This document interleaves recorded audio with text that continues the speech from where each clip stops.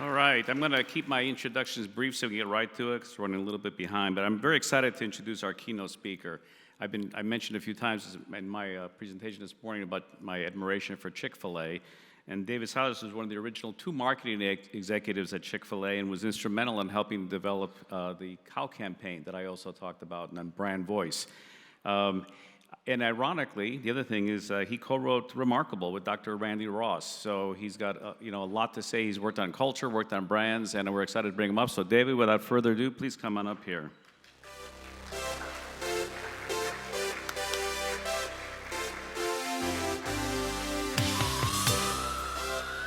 Hey, what a thrill it is to be with you. I didn't know if I was going to make it at all, like a lot of people, but I was in Atlanta at 3:30 this morning trying to get here. So really happy that I finally made it.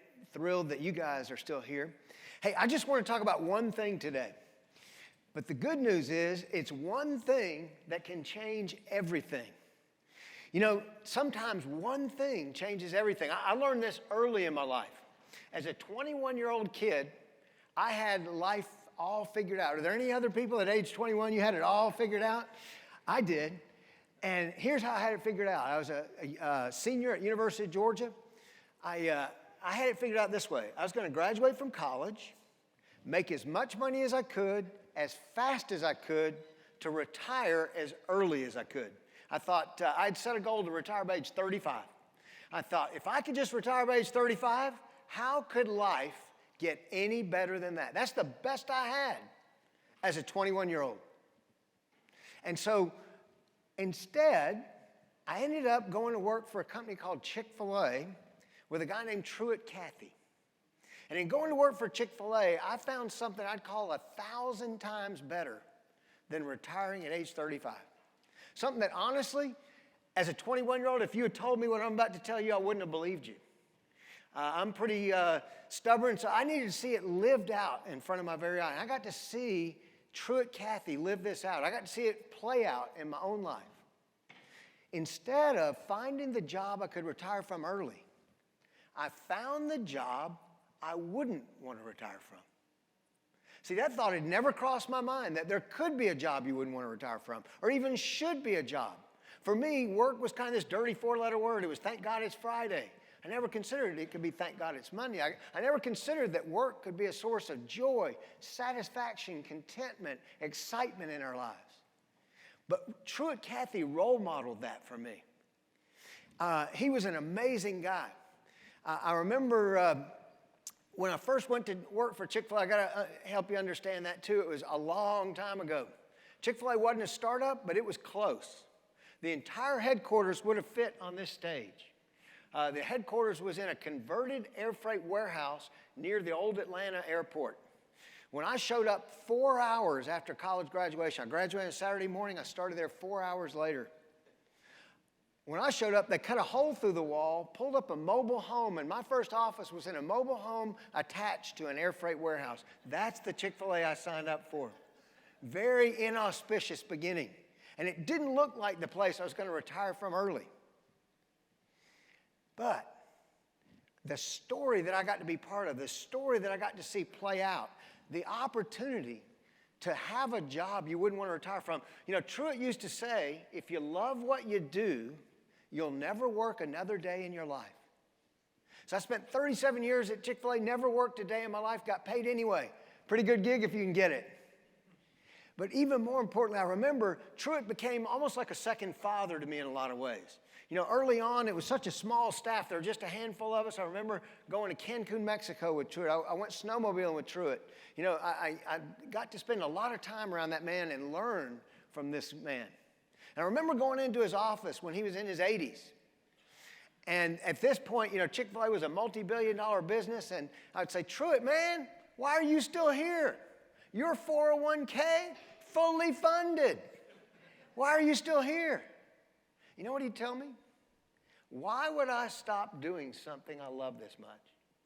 See, that's the way he approached his life. That's the way he approached his business. So what I want to share with you today, what would it look like for you to have the job you wouldn't want to retire from? What would it look like for you to create jobs other people wouldn't want to retire from? And how powerful would that be? You know, Chick-fil-A has a 97% retention rate. 97% of our operators, which are basically the frontline operator of the restaurant, 97% retention rate. 97% retention rate of our corporate staff. That's the kind of business. And what makes that fascinating to me is the fast food industry in general is known for turnover. So how much more unlikely to find the job you wouldn't want to retire from in the fast food business? So that's what I want to unpack for you today is what could it look like for you to have that and for you to create that for those you work with, and what would that mean to your results if you could? So let's take a look at this. I don't know if we have any engineers in the room, but if you're an engineer, this is known as the 80-20 principle or the Pareto principle. And if you're not familiar with this, it basically says that 20% of the input into any process, system, organization generates 80% of the output. You know, all the entrepreneurs I'm aware of and know, they're always looking for leverage, disproportionate output for the same amount of input. That's what the Pareto principle is all about. You know, at Chick-fil-A, for instance, 20% of our products, 80% of our sales. You know, on and on and on it goes. You can apply this to so many different things. But what I want to do this morning is share with you a corollary to this that occurred to me along the way. In fact, it's been said that life has to be lived forward, but it's best understood in reverse. And I've had a chance to look back on a 37-year career at Chick-fil-A and come to some conclusions. And in looking back on that 37 years, I've got kind of a derivative of this idea that I wanted to share with you. Here's what's fascinating. 80% of what Chick-fil-A does is exactly the same as all our competitors. We buy land, we build buildings, we have drive-thrus, you know, we serve food in paper bags, on and on and on it goes. 80% of what we do, identical to what all our competitors do. My guess is 80% of what you do is identical to what your competitors do. But 20% of what Chick-fil-A does is dramatically different than what our competitors do. And that 20% generates almost 100% of the difference in results that Chick-fil-A enjoys. And what I've seen is a lot of people are not very clear on what their 20% is. They just view it as 100%. And I think the greatest brands are super clear on what their 20% is, and they understand the difference between their 20% and 80%. Here's why this is so important. I spend a lot of time around business. I've got 7 different businesses I'm involved with right now. I spend a lot of time around other businesses. I love to be in business meetings, and inevitably when I'm in a business meeting, somebody will say, well, we have to do this to be competitive. We have to do this to be competitive. Whenever I hear that language about being competitive, what instantly goes through my mind is they're talking about the 80%. They're talking about the commodity part of what they do. Because, see, I don't think you got hired. I know I didn't get hired to make Chick-fil-A competitive. Truett hired me, and your organization probably hired you to create a competitive advantage. And the competitive advantage is always found in the 20%. Always found in the 20%. Never in the 80%. And so we can spend a lot of time and effort getting marginally better at the 80%, we'll get marginally better results. But if we can get crystal clear on our 20%, we'll get competitive advantage and we'll get results that might blow your mind.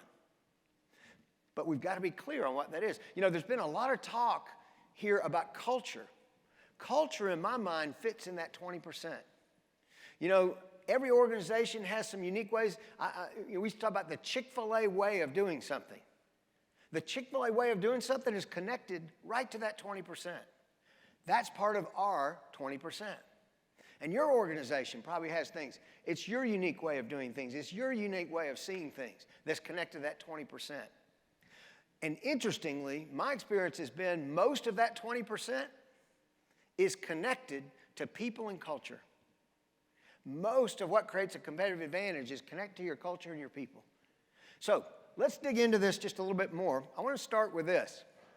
You know, Oliver Wendell Holmes inspired me, inspired Randy Ross, my business partner, on this, that nothing is as commonplace as to wish to be remarkable.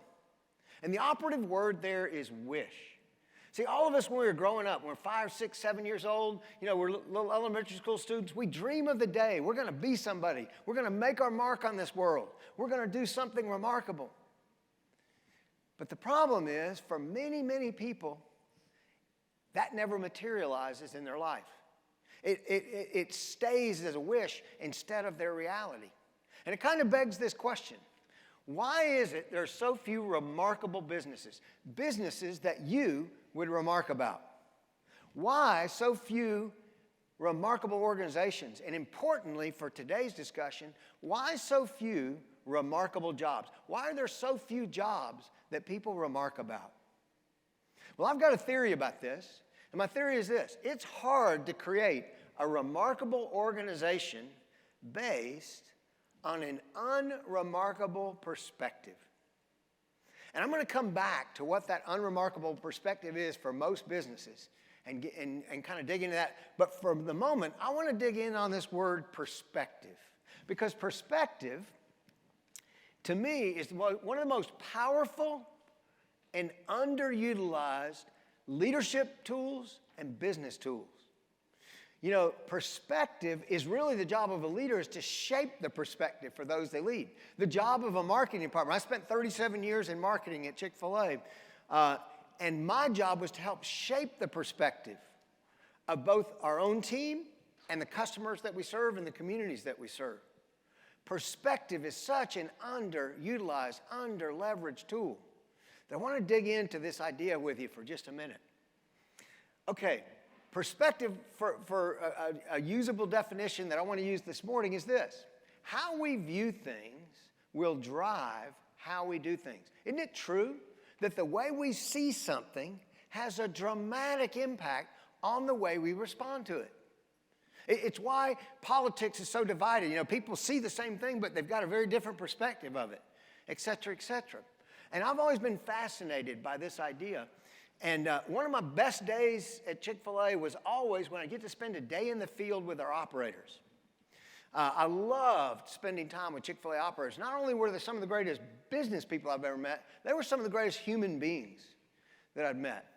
And this is where I'd like to start with Chick-fil-A operators. Whenever I would sit down on a field visit with a Chick-fil-A operator, my first question was always this, because I wanted to understand how they were viewing what they were doing.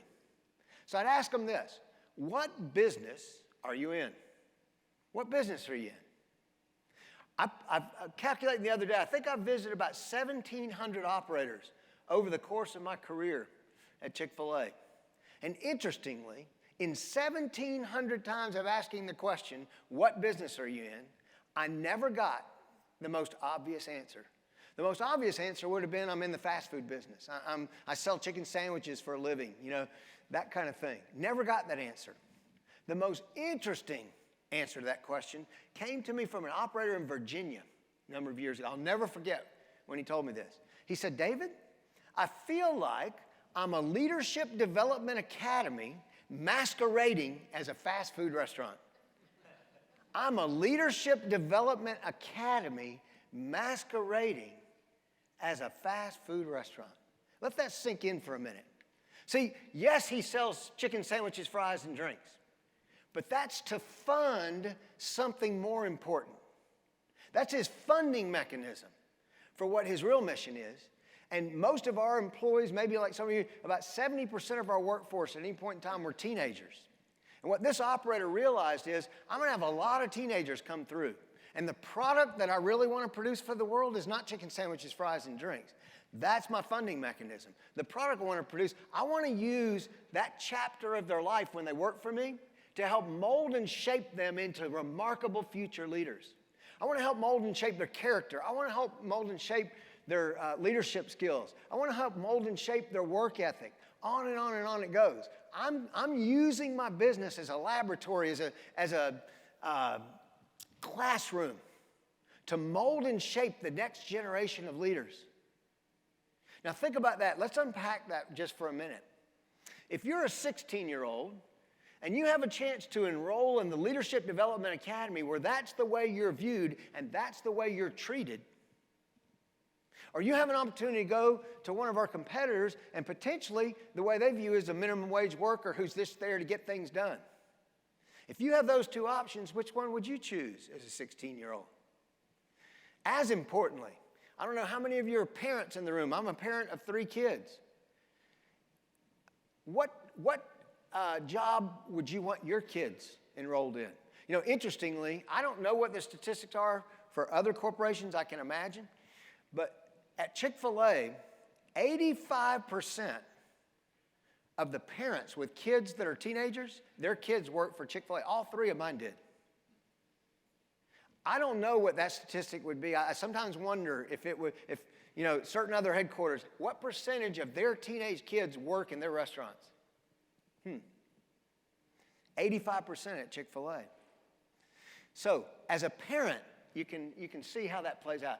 Third, as a community, imagine, before we get to that, let me unpack the customer. Imagine if you're a customer and you walk in to the Leadership Development Academy, what's the experience you're going to have? Whereas if you walk into the minimum wage, you know, facility, what kind of experience are you going to have? You know, I go into a lot of fast food places now, and sometimes the 16-year-old's not very nice to me. And you know what I think? It's not the 16-year-old. They're reflecting the way they're being treated. If I'm not being treated well by that 16-year-old, that's a leadership problem. That's the leader not treating them the way they're supposed to treat the customers. And then finally, communities. You know, it's fascinating to me. I still do a lot of, I go back to Chick-fil-A. I'm going to be back there next Tuesday. I do a talk for all new employees. And every time I go back, I ask the question, is this still happening? Do you realize that there are online petitions, as we sit here today, in hundreds of communities across the country with thousands of signatures begging Chick-fil-A to come to their community? You know, because communities feel like if Chick-fil-A comes, our community will get better as a result. And I think it's the mindset and the perspective of operators like that one in Virginia that give us that kind of brand reputation, that their community will get better if a Chick-fil-A shows up. So I'm going to do something now that Black Box Intelligence should fire me for. No good speaker would ever do what I'm about to do, but I'm going to do it anyway because I'm going to take something simple, how we view things, drives how we do things. I'm going to make it far more complex because I think it'll be much more helpful. So in addition to perspective being how we view things drives how we do things, it's also this. Perspective is the only thing in the world that can radically transform the results you get without altering a single element of your environment. Perspective is the only thing in the world that can radically transform the results you get without altering a single element of your environment. So let me translate that for you. All of you walked in one of these doors today. When you walk out, nothing has to change. The government doesn't have to change, your boss doesn't have to change, your neighbor doesn't have to change, the weather doesn't have to change. Nothing has to change, but everything can change for you if your perspective changes. I'm so convinced of the importance of this that a number of years ago I felt like if everything changes as a result of this, I owed it to the people I worked with at Chick-fil-A to share my perspective of them with them. So I decided to write a letter. You could think of it as a love letter from a leader. And then we made a video out of this love letter. What you need to understand is outside of my own personal family, the people I love most on the face of this earth were the people I worked with at Chick-fil-A. There's nothing I wouldn't do for them. There's nothing they wouldn't do for me. I never felt like I hired anybody at Chick-fil-A. I felt like I adopted people into my family. And I was that committed to them. And I felt like they were that committed to me. So I think about the team I worked with at Chick-fil-A as an extension of my personal family. And so as I was writing this letter, all that was going through my mind. So what I want to do now is I want to play that letter for you. And I want you to think, as you're watching the words on the screen, how would you be feeling if this was the letter you got from your leader? Let's take a look. We are part of a me generation, and I refuse to accept that we can do great things together. I know this may surprise you, but happiness comes from loving others is a lie, and looking out for yourself will make you happy. So in the years to come, we will tell our contemporaries they are not the most important thing in our life. Chick-fil-A will know that we have the right perspective because getting what we want is more important than serving others. I tell you this, Once upon a time, we cared for one another. But this will not be true of our department. This is a stagnant and detached group. The experts tell us 30 years from now, we will be further isolated. We do not concede that we can make a difference. In the future, rampant self-indulgence will be the norm. No longer can it be said that you and I love God and each other. It'll be evident that our generation is apathetic and lethargic. It is ridiculous to presume that there is hope. So, you feeling the love right now? If that's the letter you got from your boss, might you be dusting off your resume thinking, maybe I made a mistake? So would it surprise you if I told you every single word you just saw on that screen is 100% true of the people I've worked with at Chick-fil-A? How will we reconcile that? Let's take a look.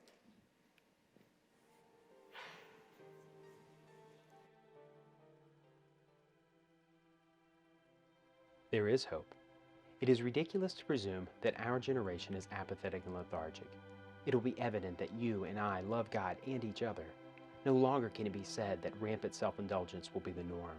In the future, we can make a difference. We do not concede that 30 years from now we will be further isolated. The experts tell us this is a stagnant, detached group. But this will not be true of our department. We cared for one another once upon a time. I tell you this, serving others is more important than getting what we want. We have the right perspective because Chick-fil-A will know that they are not the most important thing in our life. So in the years to come, we will tell our contemporaries, looking out for yourself will make you happy is a lie, and happiness comes from loving others. I know this may surprise you, but we can do great things together, and I refuse to accept that we are part of a me generation.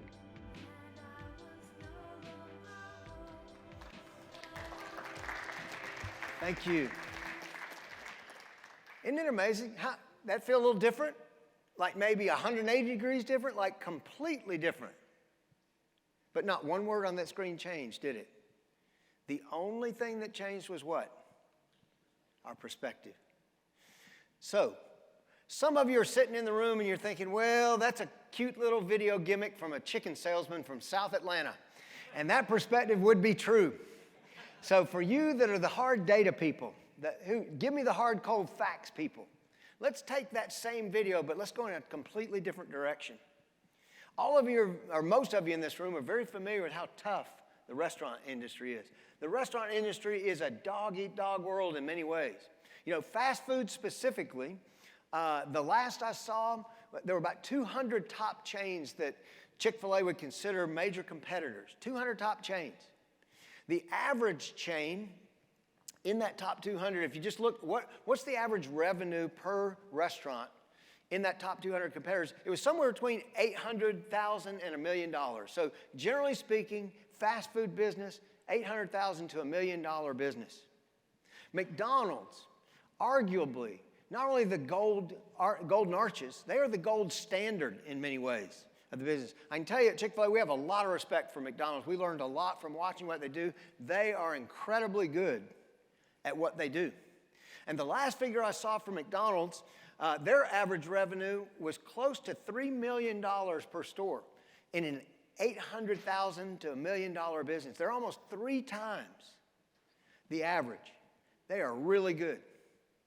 Now, getting back to perspective, 199 of those chains in this dog-eat-dog world. And by the way, if you added up all the advertising budgets of all the fast food in those top 200 chains, the biggest advertising budget in the world. You know, it's a tough place to compete to be in the fast food business. And 199 of those chains look at the day Sunday, and their perspective is, good day to be open, right?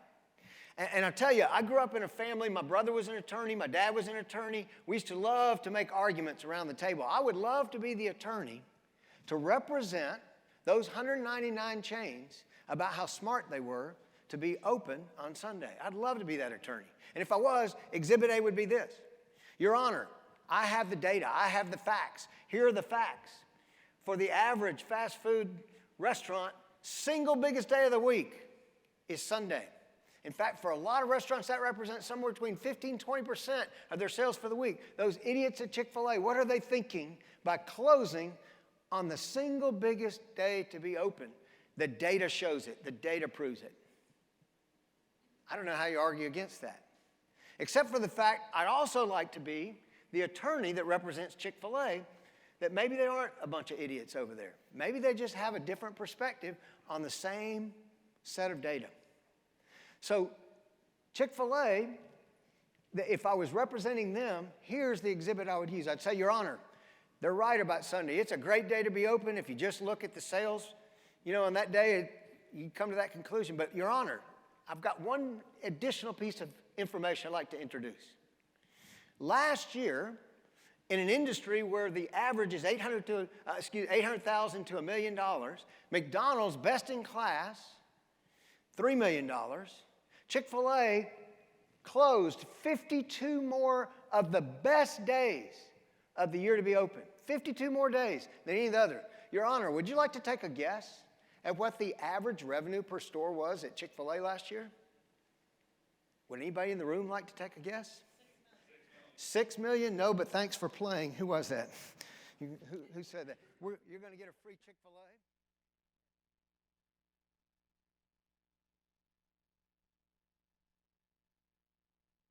In an industry that you could argue is an $800,000 business, 10 times the norm in 52 less days. And if you've been at Chick-fil-A for more than a week, you understand.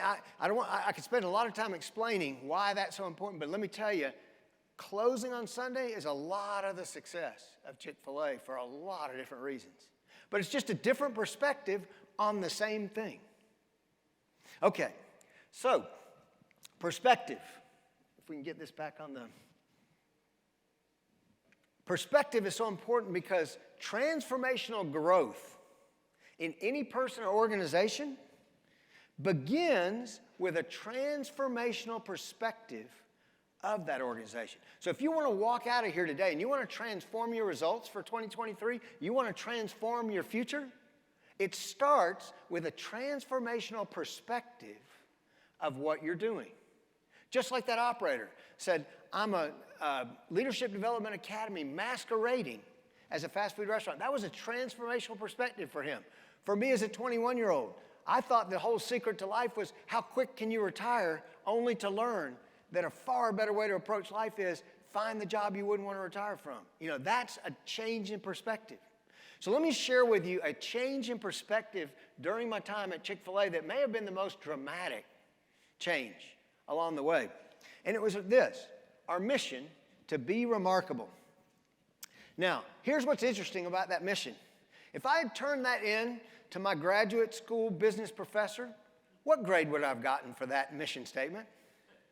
Yeah, nervous laughter, right? He probably would have tattooed an F on my forehead because that mission statement doesn't fit any of the traditional thinking about what a mission statement should be. It's not time constrained, it's not numerically based, all these other things. But I got to tell you, if you were mapping the results at Chick-fil-A, we never had a year ever where sales were less than the year before. So you'd see steady growth. But when this was the mission statement, it was like a hockey stick. Sales and profits took off like a rocket when this became our mission statement. So it's probably easiest to understand what Be Remarkable is by understanding what it's not. What this mission is not is stand on the stage, beat our chest, stretch our arms, and say, look how remarkable we are. In fact, it's the exact opposite of that. As we use those two words to be remarkable, it was about marking the lives of the people we served. And it was about looking back on a career worth remarking about. And I'm sorry, but for me, if all I did during my time at Chick-fil-A was sell chicken sandwich, fries, and drinks, for me, that would not have been a career worth remarking about. And importantly, on a daily basis, are we doing things that our customers are remarking about? See, it's always been true that word-of-mouth advertising is the best form of advertising. But it's exponentially more true today because of what? Social media. Yeah, every customer now has a megaphone. We've been hearing about it all morning. It's exponentially true that customers' remarks impact your business. And so you could think of this as remark-able. How do you make your organization remark-able in a positive way by customers? And the word mark is in the middle of that. How do we mark the lives of the people we serve? That's what Be Remarkable was for us. So let me unpack this for you and kind of show you how this translates. I told you before, it's hard to create a remarkable business based on an unremarkable perspective.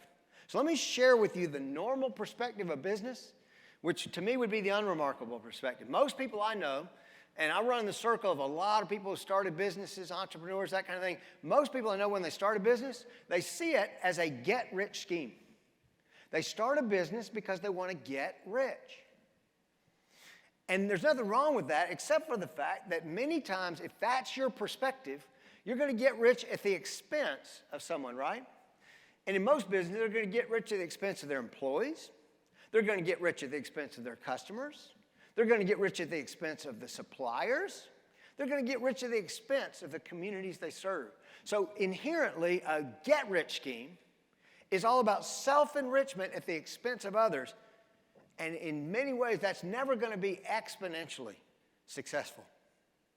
So I contrast that. What's the remarkable way to look at the same thing but come to a completely different conclusion? I think the remarkable way of looking at the same thing is to start a business as a be rich scheme.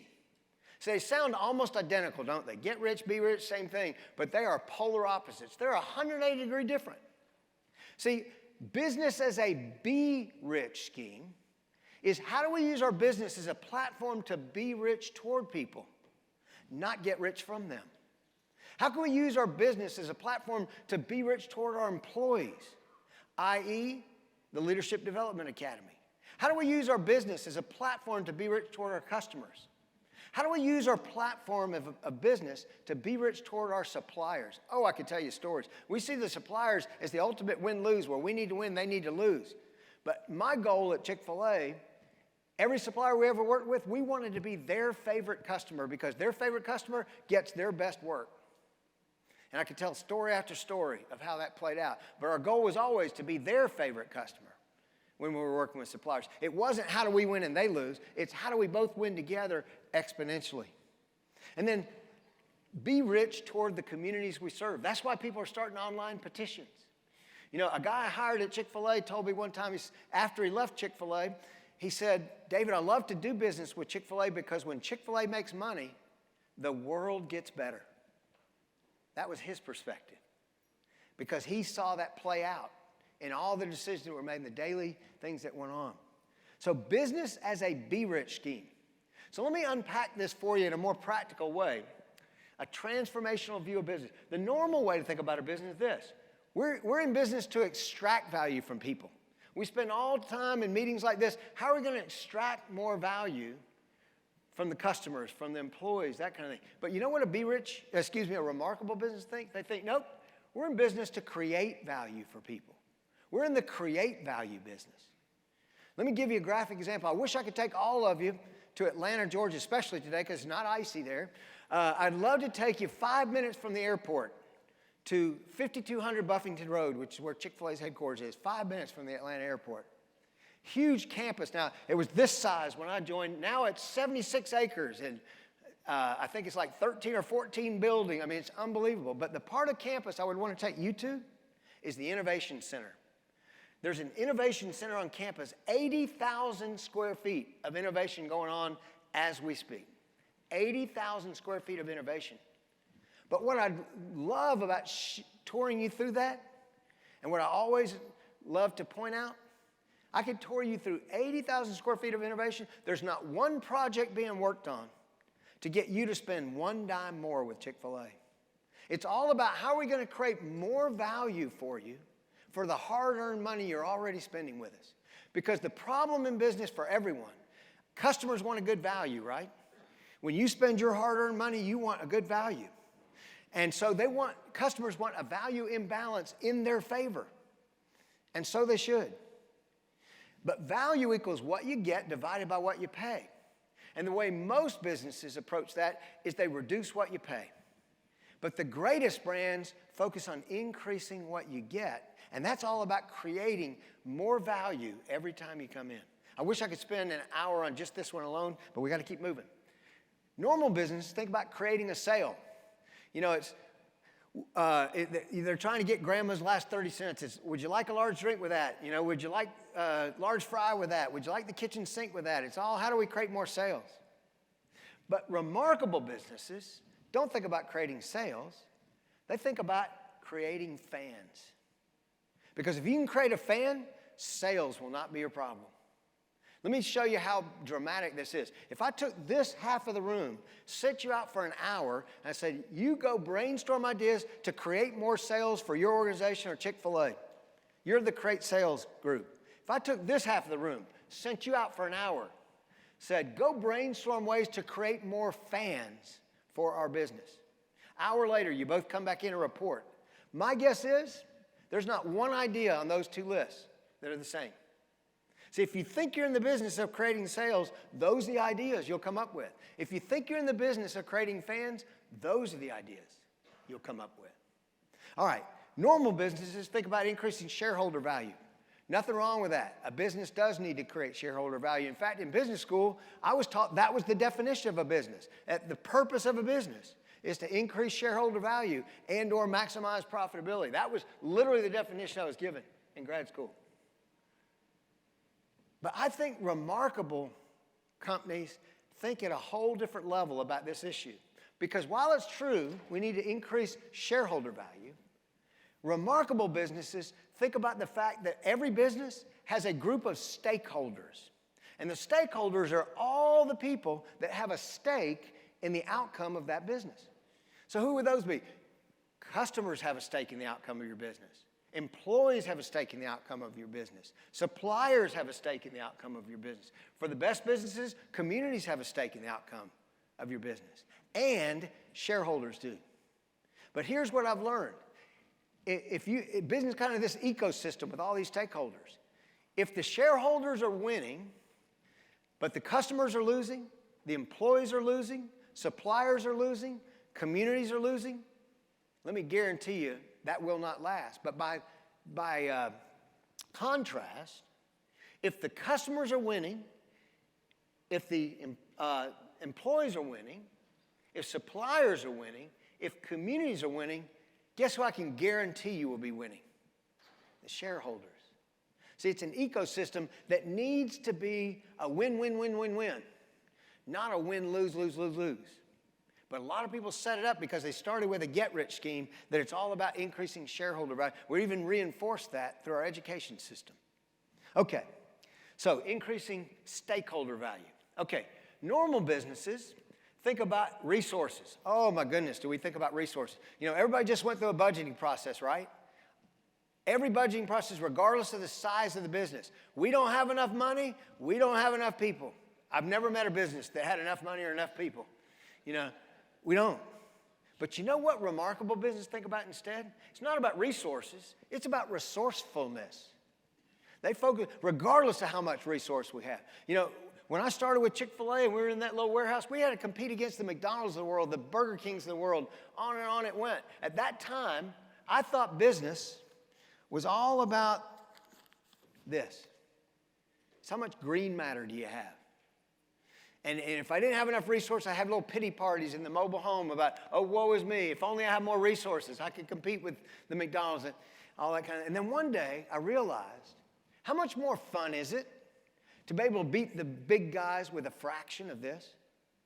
You know, it's why in sports we love the underdog story. We always root for the underdog to beat the, you know, because we love to see the underdog win. You know, I remember a number of years ago, there was a guy running for president who's from this area, a guy named Ross Perot. Any of you guys ever heard of Ross Perot? Yeah, he's a billionaire from Texas. When he was running for president, he said something that you'll figure this out quick. It took me a while to figure this out. When he was running for president, he said this. He said, the more money I have, the stupider I get. Isn't that interesting? The more money I have, the stupider I get. So what he's really saying is, the more money I have, the more I just throw this at it to solve problems. And what I learned along the way is that business is a whole lot less about how much green matter you have. It's a whole lot more about how much gray matter you have and how much red matter you have. Gray matter, red matter, trump green matter all day long. Okay, we got to keep going. Normal businesses Have a compensation focus. Oh, did I drop? So, ooh, yes, I did. I'm going to have to give this to you, yeah. Normal business think about compensation all the time. They talk in terms of compensation, that kind of thing. You know what remarkable business think about? They think about culture. See, here's a way to think about culture. In my mind, compensation is the 80% that will make you competitive. Everywhere people go, they're going to get a paycheck. That's the commodity part of what a job offers. You know what culture is, in a sense? Everything of value that someone gets from working for that company beyond their paycheck. Everything of value beyond the paycheck is what culture is all about. That's why culture is so important. Is culture insulates us from having to compete on compensation, and it's a magnet to attract the people that compensation is never going to be sufficient for. Okay, we could spend a lot of time on that too, but we got to keep going. So normal business is all about money motivation. Remarkable businesses, it's mission motivation. Interestingly, my first 10 years at Chick-fil-A, 100% of the people I hired took a cut and pay to come. 100% took a cut and pay to come.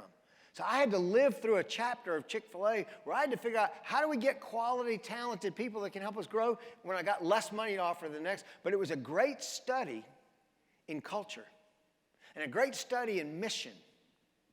You know, for my first 10 years at Chick-fil-A, Chick-fil-A operators are compensated based on half the profit from the restaurant that they run. For my first 10 years at Chick-fil-A, at any point in time, 40% of our operators were unprofitable. So most of my time was spent in the field trying to convince somebody to stay in the game when they're not making any money, and that's how they get paid. So I got a long education about this, but I think about this now as the necessary precursor to the success that Chick-fil-A now enjoys. Interestingly, Truett Cathy, the founder of Chick-fil-A, grew up in Techwood Homes, which was the original government housing project in Atlanta. The original government housing project in the whole country was in Atlanta, Georgia, right next to Georgia Tech, called Techwood Homes. That's where Truett grew up. He was very poor as a child. But you know how he described his childhood, his perspective of that?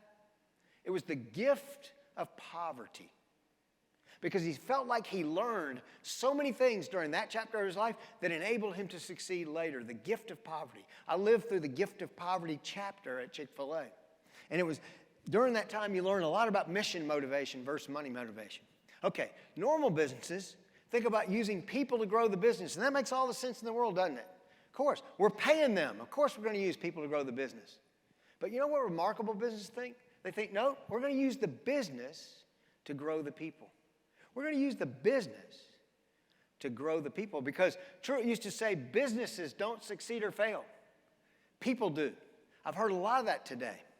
And if that's true, which I'm 100% convinced that's true, then if you want to grow a business, it starts by growing the people, especially if you have a 97% retention rate. If you have a 97% retention rate, it's a blessing and a curse. If your people aren't growing, neither is your business. So using the business to grow the people as opposed to the other way around. All right, normal businesses show up every day to an environment where it feels like we have to do this. But I contrast that with Chick-fil-A. We used to always talk about, can you believe we get to do this? The leaders would set the context of the business up in a way that people would show up thinking, can you believe we get to do this? That's a leadership role. Normal businesses think about becoming the best company in the world. You know, I can't tell you how many businesses I go to where they all want to be the best company in the world and they talk about that. Nothing wrong with that. I hope you are. I just think there's a higher calling than that. Higher calling is kind of like good to great. That's a good thing. A great thing would be the best company for the world. The best company for the world. Okay. Normal businesses spend a lot of time thinking about P&Ls and making a dollar. You know, in our industry, you know, it kind of shows up like this. When you walk into a typical fast food restaurant, this is how you look. You are a human ATM machine designed to spit money across the counter. And that 16-year-old on the other side of the counter, what have they been trained to do as it relates to this? They've been trained, get as much as you can, stuff it in the register as fast as you can. That's what they've been trained to do. So a lot of 16-year-olds don't want to work in fast food because something inherently doesn't feel right about that. And if that's the way you feel as a customer when you walk in, you feel like they view you as a human ATM machine designed to spit money across the counter, what does that teach me to think as a customer? I'm going to save as much as I can. So we've set business up as an adversarial relationship where there's a winner and a loser, and we're fighting over this. And the problem with that scenario is that the smarter the business is, if it's a win-lose proposition, the worse it is for you. The worse it is for you, the smarter they are. And it's why I don't like working with auto mechanics or something, because they always know so much more about it, and they can tell me all these things are wrong. I have no idea whether they're right or not. So it's scary if they know more than you. So I don't challenge that it is that way. I do challenge that it have to be that way. And at Chick-fil-A, we wanted to kind of reverse the scenario. We said, what if we could create a business relationship where the smarter the business was, the better it was for you? And the way that starts is by viewing business as a platform to make a difference in the lives of people. Because if business is a platform to make a difference in your life, the smarter they are, the better it is for you. But if it's about a P&L and stealing grandma's last 30 cents, the worse it is for you. So in order to help, we've got 300,000 team members out there now, and we needed something to help rally people around this point. So I want to show you a little internal video we created a number of years ago to help orient our team members, how we want them to think about those customers that walk in. I'll show that to you now, and then we'll talk about it a little bit.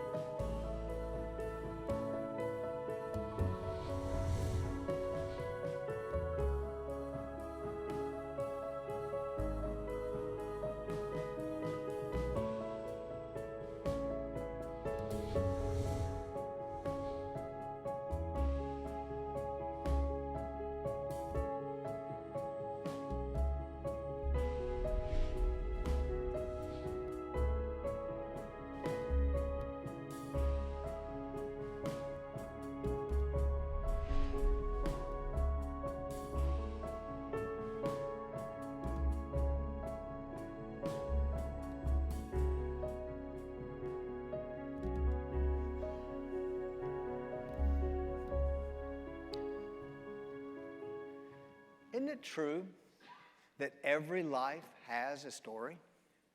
Isn't it true that every life is a story? And what about if we use that truth to help inform us as a business? What about if we use that truth to start thinking about business this way? What if we made it our goal to improve the story for those we do business with? That was our mission. That was our goal.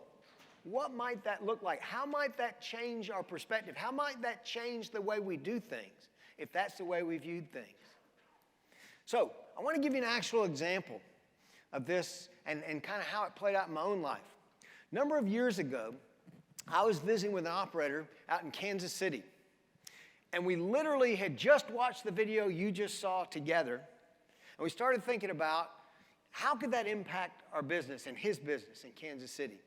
And then the reality set in. He said, well, David, all that's nice and good. He said, but here's what I got to compete against. I got to compete against 99-cent kids' meals, because he wanted to serve the families in his area. And he thought, I got to do 99-cent kids' meals to be competitive.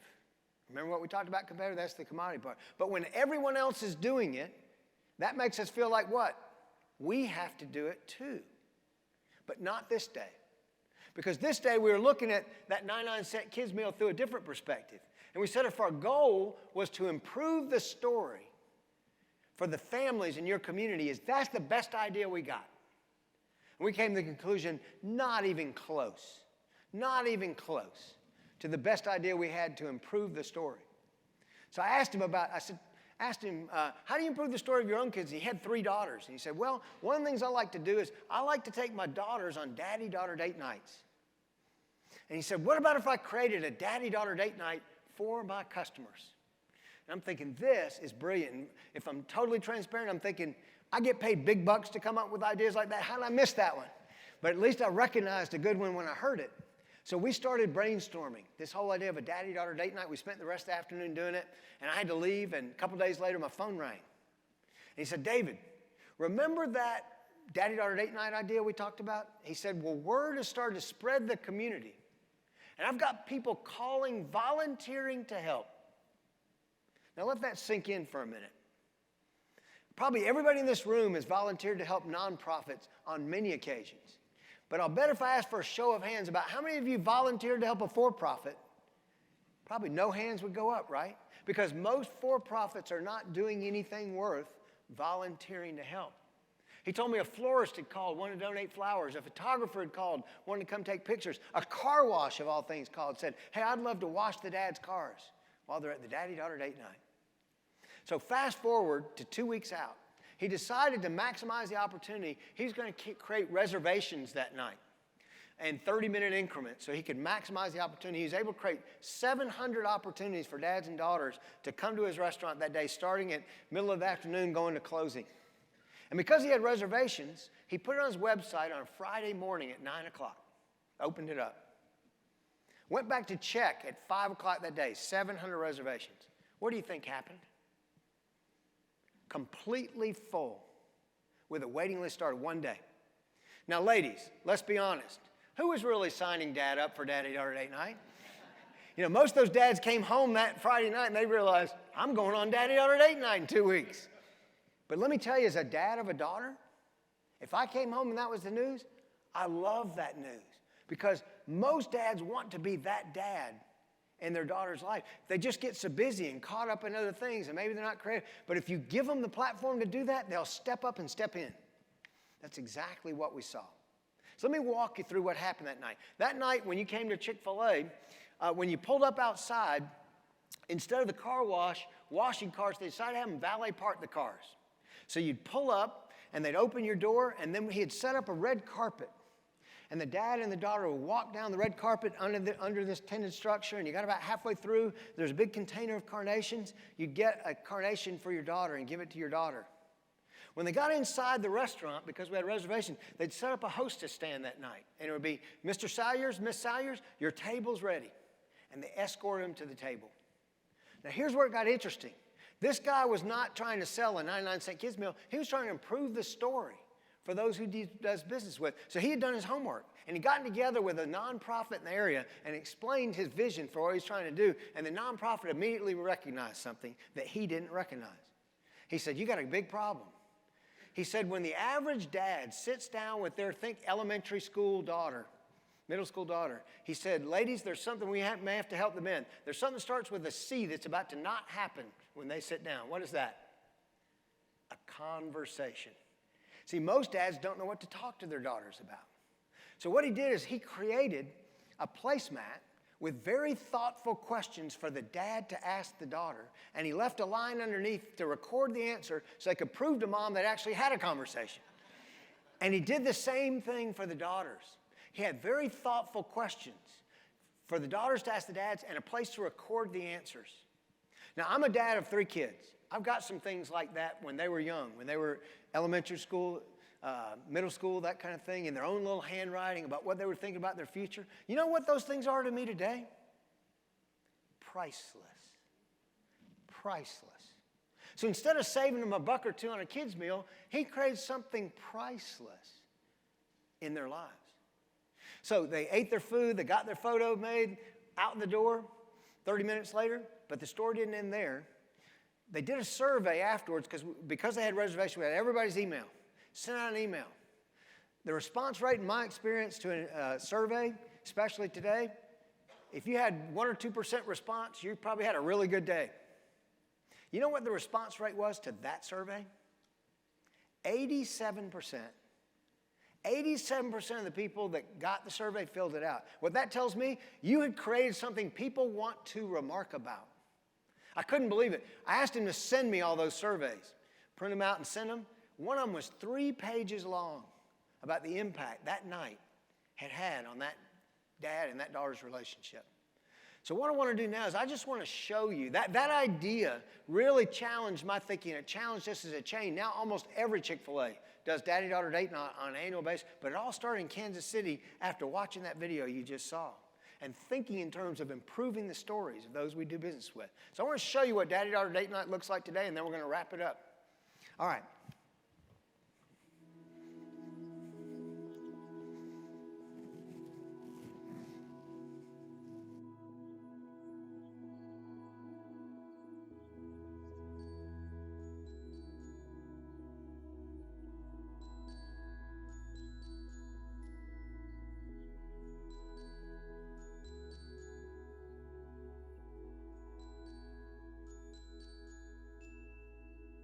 When I walked in the door, it was an amazing sight. There's, of course, so many people, but I'm really impressed at the detail this Chick-fil-A has gone into this night. The decorations, the pink tulle, and the balloons everywhere. The tablecloth, the flowers, the little candles on the table. They've got a limo service taking it around the shopping center. The folks that are coming up, the staff, they're waiting on us hand and foot.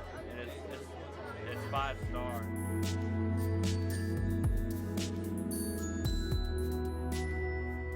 We decided to come because it's a good opportunity for us to get away from the hustle and bustle that the household brings sometimes, that the job brings, and just bond as a family unit without mom. It's usually me and my brothers and my dad, plus they're annoying, so it's nice to get away from them a while just with my dad.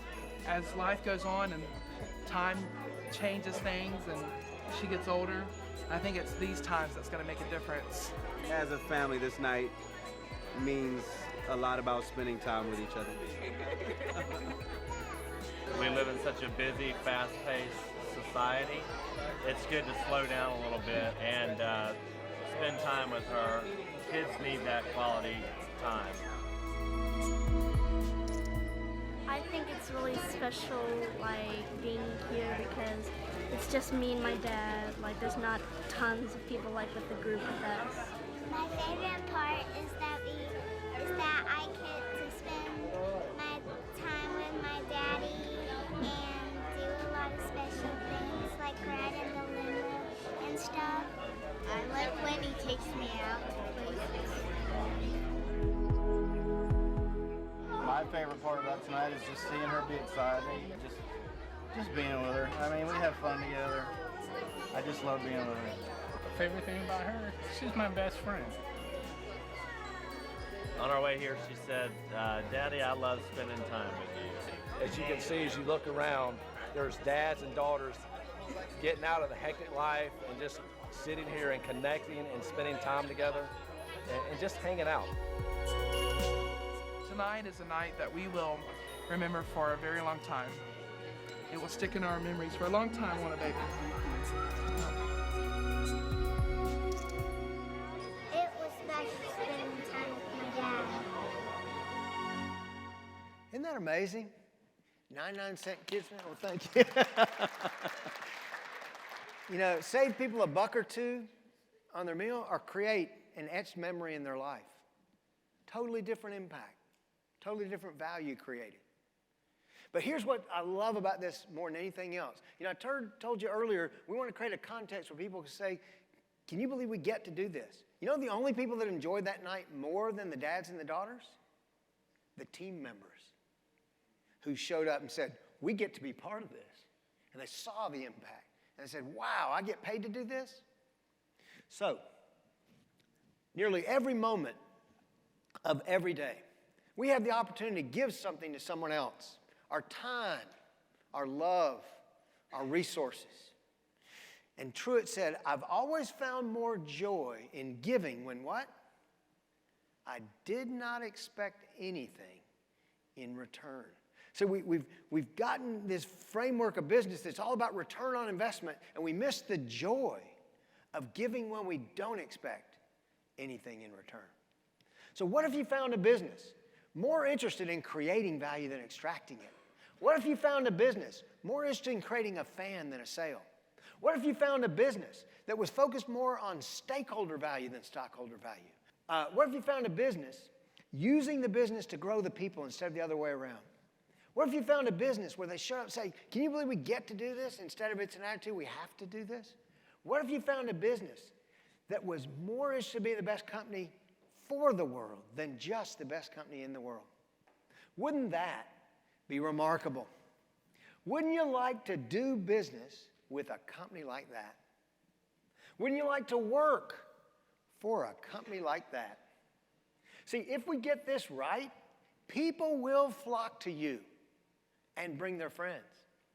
But if we get it wrong, you'll spend years competing on price and incentives because that's all you got left. If we get this right, your daily work will be filled with remarkable experiences. But if we get it wrong, your remarkable experiences won't start till after work, if not after retirement.